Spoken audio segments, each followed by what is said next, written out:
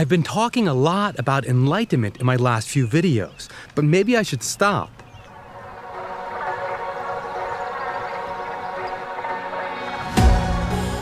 I'm starting to think that there's no such thing as enlightenment. I don't personally know anyone who's enlightened. And of those that I've seen in videos that are either self-proclaimed to be or considered by others to be, I can't really tell the difference between them and anyone else. They may just be really good at keeping calm and composed, or at least train themselves at handling or even hiding distress.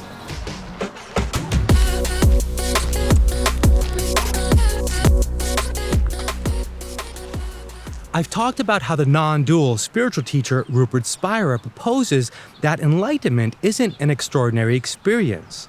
But there are other teachers that suggest how rare and magnificent enlightenment is, the greatest possible achievement, according to the Bhagavad Gita. Now, I subscribe to the non-dual teachings, and with its single ultimate reality that's beyond words, that can't be comprehended or described, there doesn't seem to be much room for disagreeing interpretations.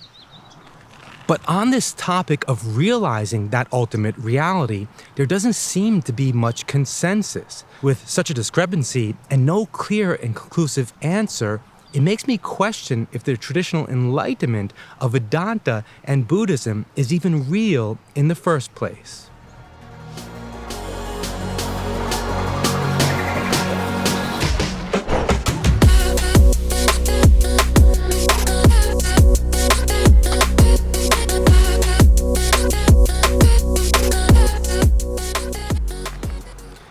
Rupert Spira teaches that the truth of who we really are is natural and obvious if we don't overlook it. It's the awareness of being itself and referenced by the simple thought, I am. That's easy enough to understand, but is that understanding enough? I can do self-inquiry and get to a place of understanding that intellectually. It seems easy enough to just say that I have an intuition that what I really am remains the same and is unaffected despite all my changing thoughts, feelings, and perceptions. And that this sense of pure being, before it's qualified by any descriptions or explanations, is unlimited and shared by everyone. It's a shared being that underlies all of reality, the empty, open, pure potential for all experience. That's what we really are. But I question if this understanding is enough to feel the peace and happiness that identifying with this unlimited, imperturbable reality is supposed to entail. It seems like I'd have to genuinely feel this underlying reality to be true.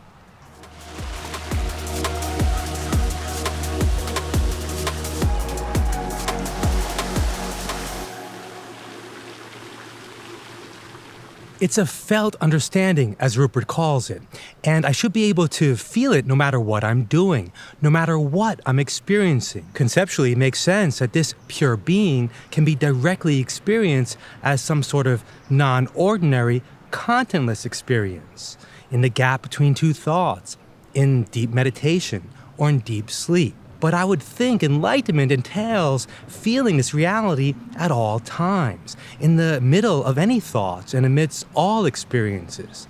That's where we need the most help, in our ordinary thinking and acting in this world. I would want to be enlightened in everyday life, and not just have a spiritual understanding when contemplating or meditating. But maybe it's not a living reality for me yet, and can't be until I've had at least a glimpse of this unlimited reality as it actually is. It seems like some would define this glimpse as enlightenment, or at least some form of initial enlightenment before being fully established in the mindset it can engender. Zen Buddhism has a term satori, a sudden awakening, an intuitive glimpse. It's not an ordinary experience. It's a contentless or timeless experience. As Francis Lucille says here, this timeless experience is always the exact same. It's the same experience that any of the enlightened masters of the past had. Francis says that there's only one glimpse, and it's always the exact same for everyone. It has to be the same if it's a direct experience of an unlimited and formless, absolute reality. But in contrast to ordinary thinking, this would seem to be an extraordinary experience.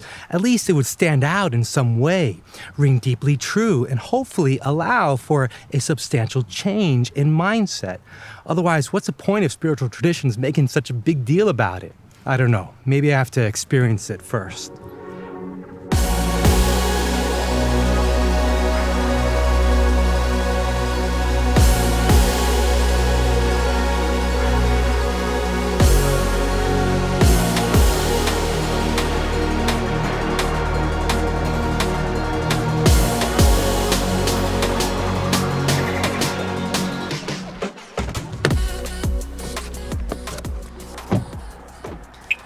Let's suppose I had this experience, at least a discernible glimpse into ultimate reality, into the nature of what I really am, this pure being. But I mean a real felt intuition of it, and not just the intellectual understanding that I have of it right now. Would that be enough? Would I continue to have this understanding no matter what I'm experiencing in everyday life? Francis talked about the possibility of having glimpse after glimpse after glimpse, but even more importantly, living in the afterglow of those glimpses during everyday events. The realization and understanding would have to persist if it's supposed to be as transformative as spiritual traditions make it out to be. This ultimate knowledge is written of in the Bhagavad Gita as having attained which he does not think of any other gain as superior to that, being established in which he is not shaken by the greatest of miseries. But maybe a glimpse of this unshakable true nature isn't enough. Further spiritual training must be necessary in order to really know this to be true. There are monks who dedicate their lives to the pursuit of this knowledge, or to the experience that provides this knowledge. A monastic life is one of renunciation and austerity. It seems like it's one that would be most conducive to letting go of worldly attachment, in a hope to transcend the ordinary human experience and to realize the ultimate reality of our true nature, one that is perfect and complete and is never affected or disturbed by any experiences. This realization, this knowing, would free us from depending on anything outside of ourselves for happiness. Traditionally, this enlightenment is said to provide for a perfect equanimity and peace of mind in this life, even in the midst of physical pain, adversity, or what others would perceive as suffering. But modern spiritual teachers seem to have a looser interpretation of what this state of mind would entail. They leave room for the possibility of not feeling a complete serenity all the time. But instead, there is an emphasis on the enlightened one at least having access to the knowledge of their peaceful nature more readily, more easily, and more frequently. Swami Sarvapriyananda often tells of the more recent example of the enlightened Ramakrishna dying of throat cancer. It's written that when a disciple asked how he was, he replied, "Oh, I am in great pain. I cannot eat anything, and there is an unbearable burning in my throat." But this is interpreted as a test to the questioner, who then said, "Sir, whatever you may say, I see you as an infinite ocean of bliss." And in reply, Sri Ramakrishna said with a smile, "This rascal has found me out." Despite the pain and suffering of the disease, he was still able to identify with the imperturbable peace of his true nature, and it was evident to his disciple.